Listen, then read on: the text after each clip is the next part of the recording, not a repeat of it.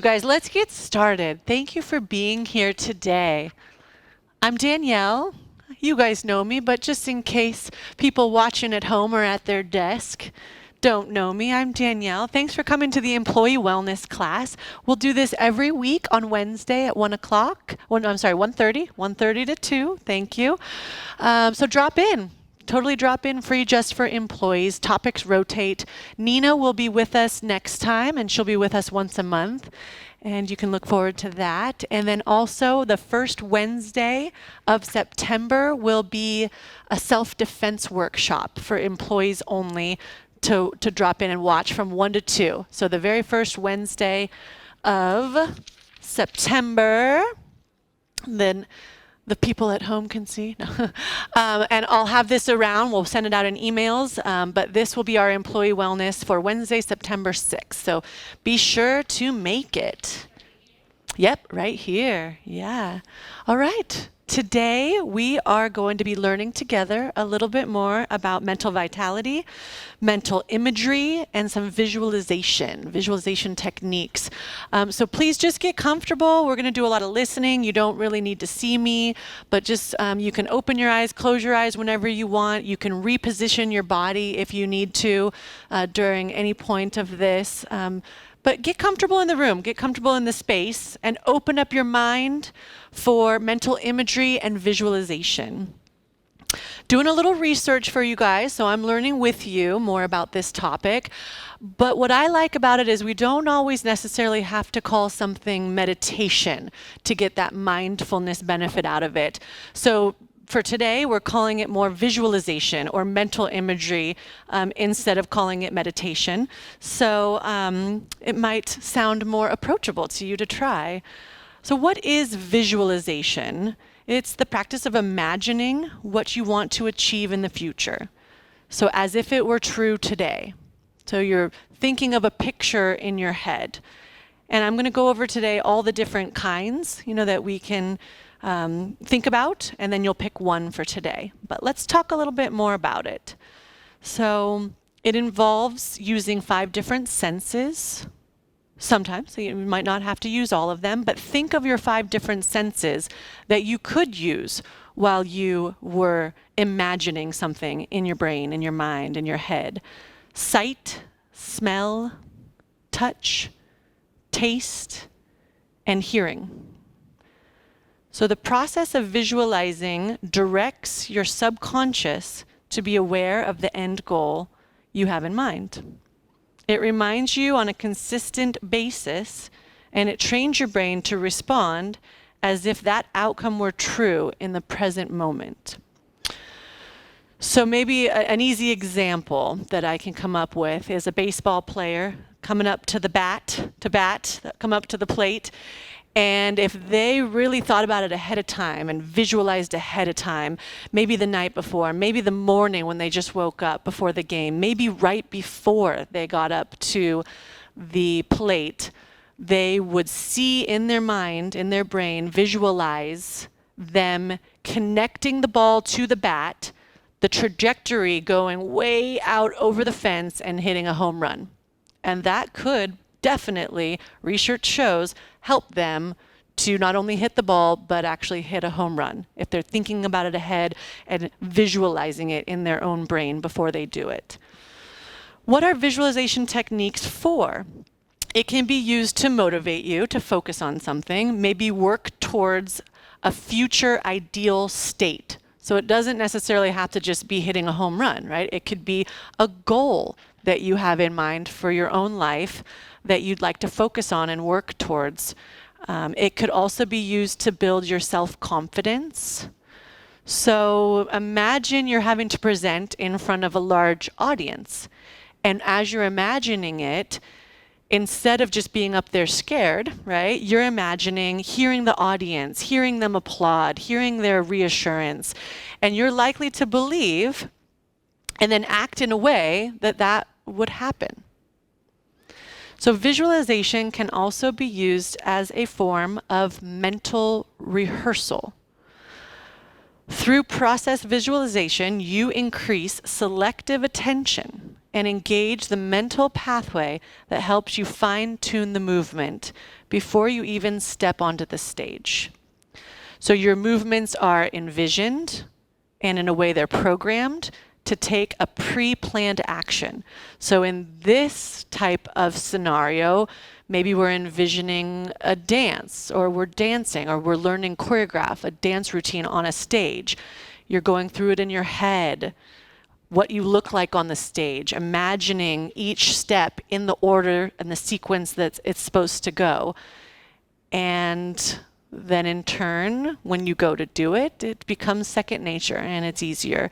Maybe you don't want to dance on stage and it's more of a meeting, and you're in an important meeting and you can visualize ahead of time how that meeting would go. Thinking of the topics that would be addressed ahead of time and how people could respond, and then going through different scenarios in your head of how you would respond, and planning ahead and thinking ahead, visualizing a positive meeting and how that meeting would go. So these techniques can also reduce anxiety. They direct your attention back to the details of your desired outcome. In the process, it will minimize the noise of the other distractions, the less relevant distractions. So if we're thinking about it for reducing anxiety and relaxing and stress management and calming down, then we're thinking of it redirecting our focus and getting our attention to something better than all that stress and anxiety. Guided imagery techniques work to help people relax because they involve an element of distraction which serves to redirect people's attention away from what is stressing them and towards an alternative focus. So it is a direct suggestion to the body and unconscious mind to act as though the peaceful, safe, beautiful, and relaxing environment were real. Other ways that visualization and mental imagery can help would be to overcome trauma or even just achieving a goal. So it has been recognized for years as having an effect not only on a person's psychological state, but on their physical state as well. Studies have shown that focused efforts at harnessing mental imagery help relieve stress, help people tolerate pain. So think about that. It can help with tolerating pain differently and promote healing of injuries or surgical wounds. So it has been used in conjunction with rehabilitation and recovery. Your mind plays a significant role in disease and recovery. Mental imagery has been reported to improve immune response.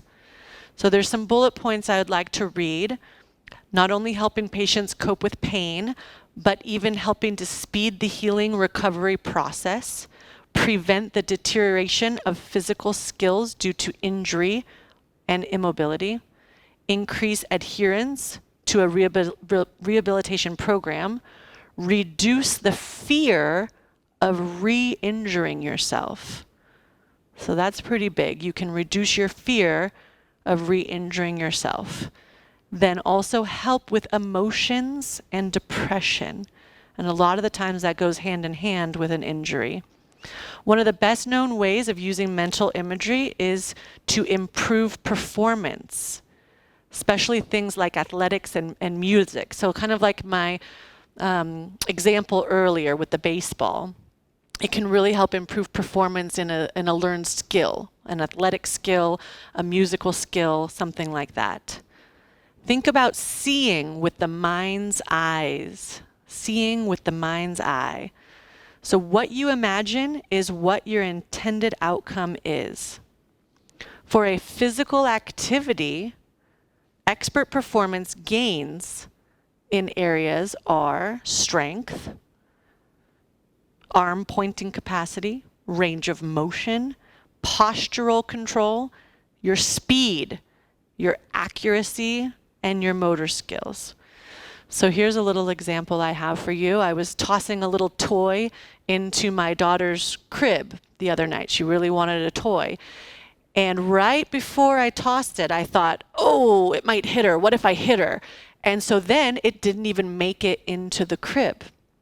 But right before, if I had visualized that toy going into the crib and landing next to her, it had a way bigger chance of actually making it into the crib and not hitting her, because I would think about it right ahead of time that it's going to not only make it in the crib, but go onto the side of her. So my aim would be better, my accuracy would be better, things like that. You can see how it would help with golf, right? I have one written down here of, let's see who it is. I think it's Jack Nicklaus. Jack Nicklaus, everybody's heard of him. So in quotes, I never hit a shot without having a very sharp, in focus picture of it in my head. It's like a color movie. First, I see the ball where I want it to finish, nice and white and sitting high up on the bright green grass. Then the scene quickly changes and I see the ball going there, its path, its trajectory and shape, even its behavior on landing. Then there is a fade out and the next scene shows me making the kind of swing that will turn the previous images into reality. That's a quote from golf pro Jack Nicklaus. So a lot of professional athletes use this technique and practice it regularly. Don't be concerned if you see only a fragment of an image. That fragment can trigger a subconscious association with the big picture, which very subtly brings in and involves more of your senses.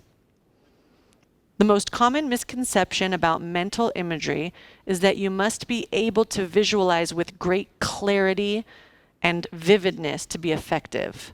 In fact, the vividness of imagery is not nearly as important as control of it. So remember that. You don't have to have it be perfectly vivid or clear or any of that. It's just more important to have control over it and to practice it. Goal imagery. So now we're moving on to using imagery for more of a specific goal, a specific purpose. Maybe something like real estate and trying to sell a piece of property and you visualize a sold sign out in front of the house. Trying to teach the mind to engage in particular behaviors or to reach a specific goal. Here's a good example, a habit, a bad habit you want to break, maybe like to stop smoking. So you might conjure up an image of pink, healthy lungs in your head, but you could also use more abstract imagery that could show you a red circle with a red bar slashing through it, superimposed over a lit cigarette. So in your brain, you're seeing like a no smoking sign and associating that. When facing a choice between seeing the positive, healthy lungs and that negative opposite red circle through the cigarette, experts think it's best to go with a positive image. So when you're trying to break a bad habit, think of going more with a positive image, like those healthy pink lungs, to try to get you to help break a bad habit. Okay, we just covered a lot of different ways that you can use visualization to help you and mental imagery. So let's recap it just a little bit. And I want you to start to think about it and relate it to your own life where you could maybe pick something for yourself. So I'm going to just recap a few things that we talked about using visualization for helping with stress management, relaxation, reducing anxiety, overcoming trauma, achieving a specific goal, something physical for your body, maybe tolerating pain better, maybe healing of an injury, rehabilitation or recovery, maybe to improve performance for something, a sport or an instrument. So there's a lot of different things you could apply this to. I want to kind of focus in a little bit and try to apply it to one thing for yourself. So stick with me here. Stay in the room. Stay in your brain. We're going to go through 6 steps together. You can always watch the video back and take notes later, but just right now, think of step 1. You're getting away from distractions.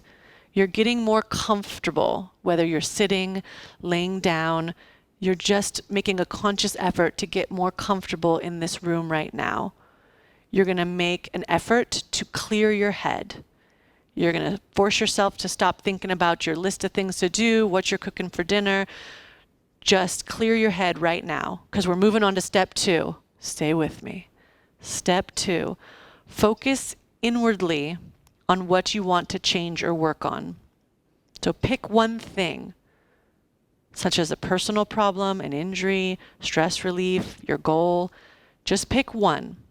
If you don't want to do that and you want to just stick with a generic one today, you can do it with me. I'm doing let it go. So my one is let go of some anger, some frustration.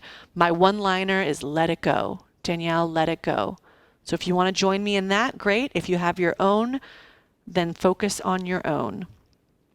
Step 3, your breathing. So let's start with your breath right now. Breathing in a little deeper. Breathing in a little more than you would normally do, trying to hold it a second or two longer once you take that full breath, and then let it out a little slower. Maybe even count to 5 when you let out your breath. Try it right now.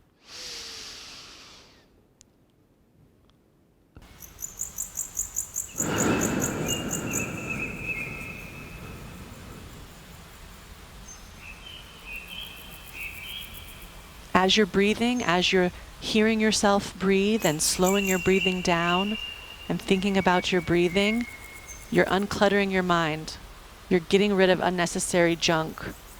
This will take practice, but you're focused on your breathing, so you won't have much room for the rest of it. Hopefully you've got your one thing by now. So step number 4, we have to start visualizing what you seek. We need to visualize it with a little bit of detail. Think about your one thing. Put yourself in the picture. Put yourself in control. Controlling your destiny. Keep thinking about your thing. Don't lose it. If you feel comfortable, whisper it out loud. Or whisper mine out loud. Let it go. Let it go. If you're not comfortable, you can always do it later when you're alone. You can say your thing out loud. You can write it down. You could keep it in a journal. Keep it with you, refer to it. Add to it when you remember something. Then you won't forget it. Then you can reflect on it and keep working towards it.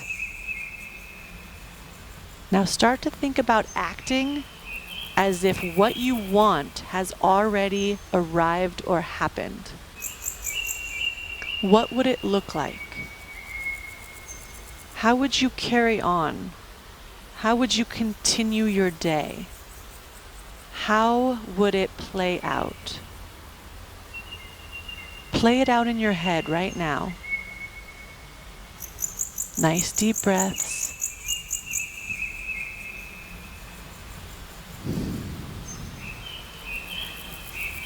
Imagine in your head, where are you? What are you doing? Who's around you?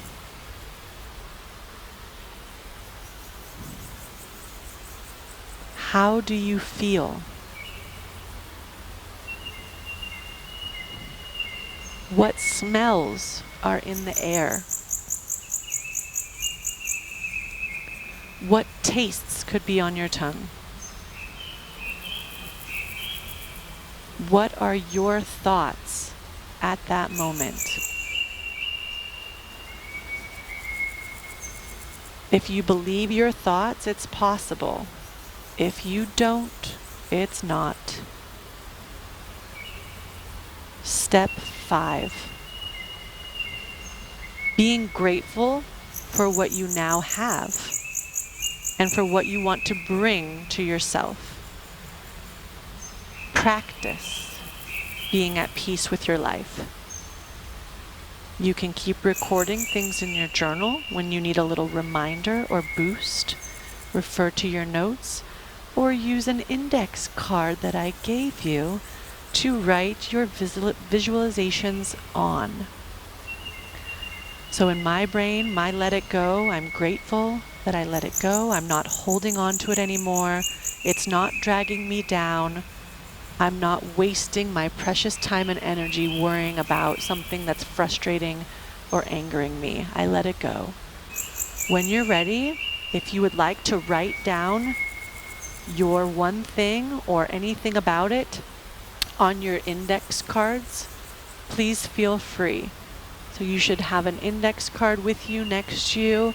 If you feel like that would be helpful for you to look back on it or to not have to hold it in your brain, you know you've written it down, you can remember it and refer back to it whenever you want. Any notes that you just thought of in the last 5-10 minutes. Because step number 6, our last step, as you're writing, is keep practicing. So we have to keep practicing. We can't just say one time my whole life, now I'm good. We have to find a way to keep practicing. So mentally visualize playing out how you will perform in an activity or a test or a social situation before you physically have to do it. Practice reminding yourself either out loud or in your mind. Set your little goals along the way to focus your thinking, to be in sync with your accomplishment. I constantly remind myself to let it go. I say it out loud. Sometimes I say it 3 times in a row. Let it go, let it go, let it go, Danielle. I put it on my wall next to my desk for a reminder. I can glance at it. To practice, you have to make time to consider your visualization. Try to visualize twice daily, 5 minutes each. Think about that. It's easy to do. 5 minutes right before you fall asleep when you close your eyes. 5 minutes right when you wake up. Right when you open your eyes. 5 minutes. Set an alarm. Put a title on your alarm so you remember what it is you were supposed to do for 5 minutes. Devote those 5 minutes to your thing, your focus. It will help engage the subconscious in your focused effort towards your desired outcome. Write your desired outcome down as if it's true in the present day on your index card. You can read it in the morning, read it at night, have a few index cards if you want. You could even use it to create a vision board for yourself. You know yourself the best, so do what works for you. Lastly, you could listen to a guided visualization on YouTube. An interactive visualization can help you relax and set some time aside to focus on your goals. Guided imagery helps give you something to focus on. So let's do it, you guys. Get more comfortable in the room.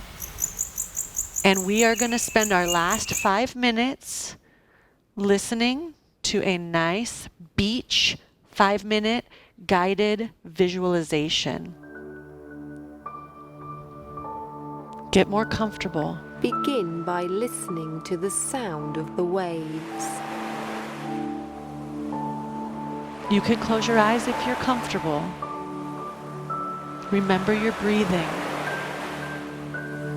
To move you deeper into a state of relaxation, you're going to take part in a breathing exercise. You're going to breathe in deeply for a count of 3. Hold for a count of 2 and exhale like a gentle wave to a count of 5.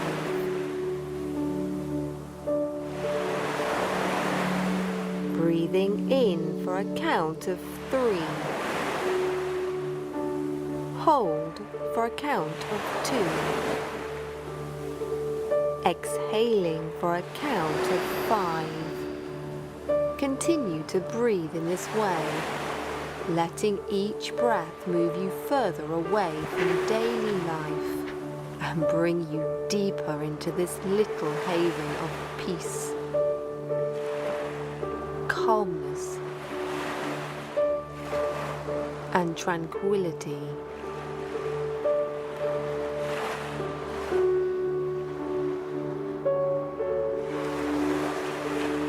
Relaxing further now, drifting on the sound of the waves, peaceful and calming. If any thoughts come into your mind, just refocus your attention on your breath and let each wave of your exhale push your thoughts further and further away as you continue to relax. That's right. Relax. Let go. Embrace this moment of calmness to replenish your body and soul.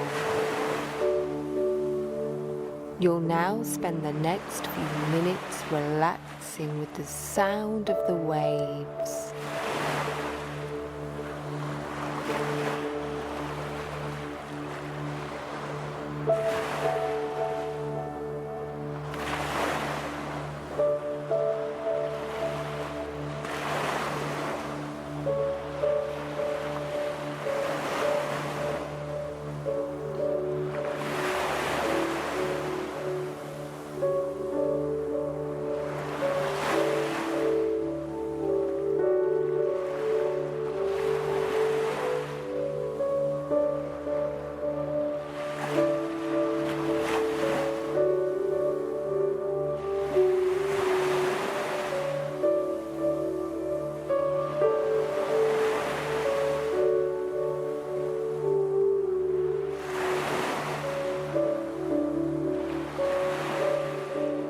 It's now time to resume your normal activities. Start by letting your breath take its own natural rhythm as I count you down to your waking state.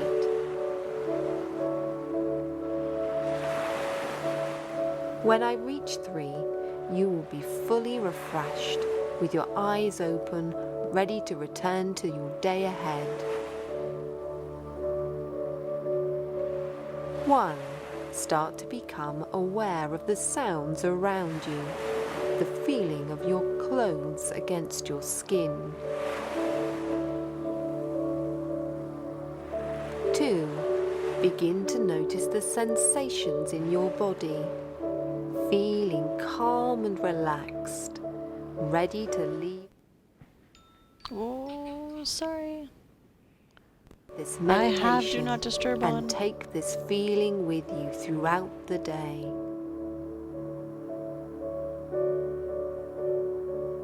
3. Eyes open, wide awake, feeling calm and refreshed, ready to go about your day. All right, you guys, I have a couple take-home messages for you as you're waking back up into your body. Putting mind over matter. So you're going to have to make an effort, put mind over matter. Make an effort to set aside 5 minutes or less. That's it. You can do it. 5 minutes or less. Mental exercise is just as important as physical exercise. I want to make sure myself and everybody, all of you guys, are not only trying to help your quality of life right now, but also thinking about the future, 5 years, 10 years, 15 years down the road. Heart disease, heart attacks, strokes. They have done the research. We want to prevent that. Anxiety, stress, all of this can lead to increased risk of some of those bad things that we won't talk about. So help yourself now for right now, but also help yourself for the future. Slow yourself down a little bit. Take the time. Thank you so much for joining me. And if you haven't already received it, last week, I do have a physical fitness routine for the Orchard Creek Gym if you'd like a copy. if you would want to add in some physical exercises to complement your mental work that you just did today. Thank you guys.